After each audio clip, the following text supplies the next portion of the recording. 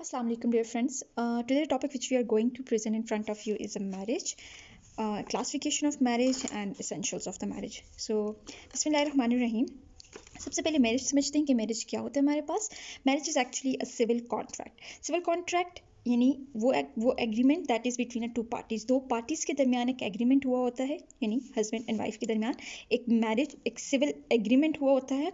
वो एक हमारे पास उसको वो मैरिज कहलाता है. मैरिज को अगर हम शरीयत के लिहाज से देखें तो इसका मतलब है कि this is the method to legalise the cohabitation. Cohabitation मतलब साथ रहना of the men and women. Legalise मतलब दैट इज़ लीगलाइज करना, यानी प्रोटेक्शन मिल जाती है आपको, आप प्रोटेक्टेड हो जाते हो.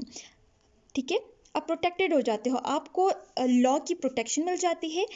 The cohabitation of the man and women, आप पे कोई ऑब्जेक्शन नहीं हो सकता. ठीक है, फिर कहते हैं कि अगर हम प्रॉपर डेफिनेशन की तरफ जाएं, शेख बुरहान ने अपनी बुक में लिखा है मैरिज को इस तरह से डिफाइन किया है that it is a contract. कौन सा contract? Definitely it is a civil contract which is an agreement between two parties.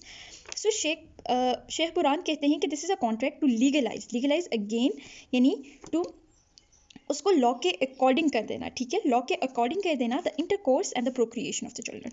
Intercourse जो आपके रिलेशन होता है हस्बैंड एंड वाइफ का, उसको लीगलाइज कर देना. And the procreation of the children, यानी जो चिल्ड्रन आपके होंगे उनको भी लीगलाइज कर देना. ठीक, यानी वो भी लॉ की प्रोटेक्शन में आ जाएंगे और उनको भी वो भी लॉ से प्रोटेक्शन मिल जाएंगे, वो भी प्रोटेक्टेड हो जाएंगे. ठीक है, so according to Sheikh Burhan is a contract this is civil contract that is between two parties, between husband and wife, which legalise the intercourse between them and the procreation of the children. ठीक, अब हम कहते हैं कि जब marriage हो गई, एक सिविल कॉन्ट्रैक्ट बन गया बिटवीन दैम, तो प्रूफ ऑफ मैरिज क्या होगा. ठीक, जब हस्बैंड एंड वाइफ को अपनी मैरिज को प्रूफ करना होगा तो किस तरह से करेंगे. एक प्रूफ तो या तो उनके पास एविडेंस हो, विटनेसेस हो. ठीक, डेफिनेटली आई विटनेसेस जो इनके पास उस वक्त during the formation of that civil contract होंगे, वो विटनेसेस आके प्रूफ दें. या फिर रिटन डॉक्यूमेंट, यानी जो रिटन डॉक्यूमेंट वो होगा डेफिनेटली जिस पर उन्होंने अपनी सिग्नेचर्स किए होंगे दोनों पार्टीज ने कि yes we are in the contract now, we are the civil contract, we have some kind of some sort of an agreement between us. So ये हमारे पास प्रूफ ऑफ मैरिज आ जाएगा, proof of that civil contract आ जाएगा. ठीक, फिर हमारे पास कहते हैं कि मैरिज 3 किस्म की होती है, एक वैलिड, एक वॉइड और एक इरेगुलर. ठीक है, अब वैलिड वो है that is as per law. ठीक है, अकॉर्डिंग टू लॉ और एज पर लॉ. ठीक है, यानी जिस तरीके से लॉ ने बताया हुआ है वो वैलिड आ जाएगा. अब वैलिड में डेफिनेटली एक डिटेल डिस्कशन है, लेकिन जनरली यहाँ आपको बता दूं कि इसेंशियल्स तमाम जो होंगे कॉन्ट्रैक्ट के वो प्रेजेंट होंगे. कौन से कॉन्ट्रैक्ट के? सिविल कॉन्ट्रैक्ट के तमाम इसेंशियल्स प्रेजेंट होंगे तो वो मैरिज वैलिड कहलाया जाएगा. अब हम बाद में इसेंशियल्स ऑफ मैरिज भी डिस्कस करेंगे, तो उसमें हम देखेंगे कि कौन कौन से इसेंशियल्स हैं. वो हमारे पास सही मैरिज होगी, वो हमारे पास वैलिड मैरिज कहलाया जाएगा. सेकेंडली हमारे पास वॉइड होता है, जो बातिल मैरिज होता है, जो कि वॉइड एब इनिशियो होता है. यानी वॉइड जो कि कानून के खिलाफ हो. एब इनिशियो मतलब from the very start, from the initial point ही वो हमारे पास वॉइड हो जाती है. ठीक है, यानी उसमें इसेंशियल्स ही नहीं होंगे.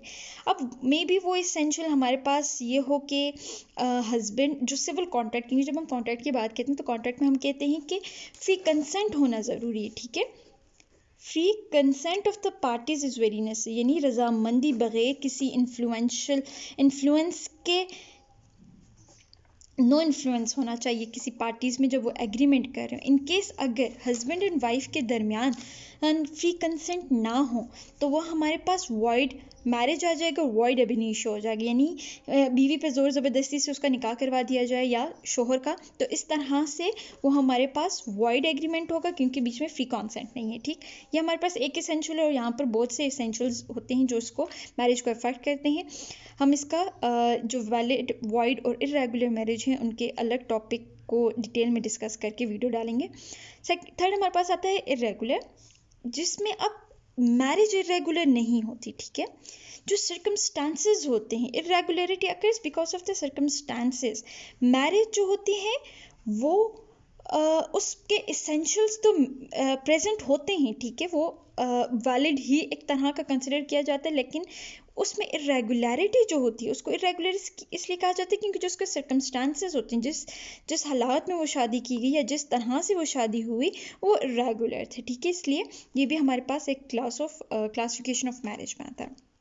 हम डिस्कस करते हैं कि एसेंशियल्स ऑफ मैरिज क्या है। जिस तरह हमने कॉन्ट्रैक्ट एक्ट में देखा कि कॉन्ट्रैक्ट करते वक्त, सिविल कॉन्ट्रैक्ट करते वक्त पार्टीज़ के दरमियान एक सर्टेन लिस्ट होती है, ठीक है, मैरिज करने की एक सर्टेन एसेंशियल्स होते हैं कॉन्ट्रैक्ट में आने के लिए। एसेंशियल्स ऑफ मैरिज क्या है। जिस तरह हमने कॉन्ट्रैक्ट एक्ट में देखा कि कॉन्ट्रैक्ट करते वक्त, सिविल कॉन्ट्रैक्ट करते वक्त पार्टीज़ के दरमियान एक सर्टेन लिस्ट होती है, ठीक है, मैरिज करने की एक सर्टेन एसेंशियल्स होते हैं कॉन्ट्रैक्ट में आने के लिए। मैरिज के कॉन्ट्रैक्ट में आने के लिए भी सर्टेन एसेंशियल्स होते हैं, दैट इज़ वेरी नेसेसरी, क्योंकि अगर आप वो एसेंशियल्स फुलफिल नहीं करेंगे तो उसके बगैर मैरिज वॉइड हो जाएगी। तो एसेंशियल साउंड माइंडेड होना बहुत ज़रूरी है, ठीक है। अगर बंदा साउंड माइंडेड नहीं है, लुनाटिक है, ठीक है, पेशेंट ऑफ लुनाटिक है, पागल है, तो डेफिनेटली वो वॉइड मैरिज में आएगा, मैरिज नहीं होगी, ठीक है।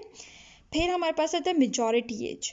मेजॉरिटी एज जो मेंशन हुई है मुस्लिम फैमिली लॉ ऑर्डिनेंस में, इसकी सर्टेन एज जो है वो फिक्स कर दी गई है। मेजॉरिटी एज का होना ज़रूरी है, क्योंकि अगर बंदा मेजॉरिटी एज होगा डेफिनेटली वो अपने सेंसेस में होगा, वो ही इस कॉन्ट्रैक्ट को फुलफिल कर सकेगा, वही सिविल कॉन्ट्रैक्ट के एसेंशियल्स को देखेगा, फुलफिल करेगा, ठीक। Must not be lunatic, again sound minded होना चाहिए, और मस्ट नॉट बी ल्यूनेटिक, ठीक है। ये हमारे पास actually contract topic of marriage था। इंशाल्लाह नेक्स्ट वीडियो में हम इनको डिटेल से पढ़ेंगे, और जो थ्योरीज इनके बारे में दी गई हैं वो भी इंशाल्लाह हम देखेंगे।